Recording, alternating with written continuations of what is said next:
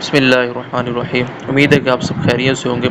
आज की इस वीडियो में हम InShot से वीडियो का बैकग्राउंड चेंज करना सीखेंगे कि किस तरह जो है अपनी पसंद का बैकग्राउंड चेंज कर सकते हैं। तो सबसे पहले जो है InShot को ओपन करना है आपने।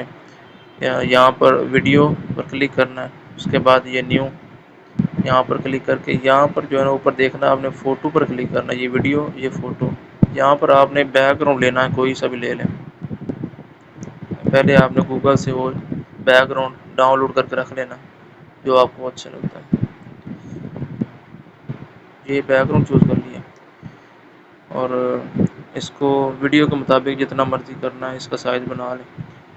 ये बन गया। उसके बाद इसको वीडियो के मुताबिक थोड़ा सा आगे कर लें जितनी वीडियो है। और ये जो है ऑप्शन PIP लिखा हुआ ये वाला, यहाँ पर क्लिक करना है। उसके बाद ये वीडियो पर यहाँ से वीडियो लेनी है जो हमने इसका बैकग्राउंड चेंज करना। वीडियो ले ली, इसको बैकग्राउंड के मुताबिक कर लें, क्रॉप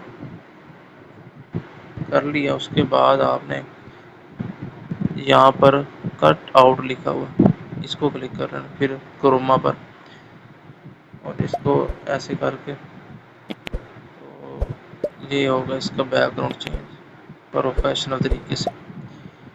ठीक हो गया 111 मरतबा या ये हो गया इसका बैकग्राउंड चेंज।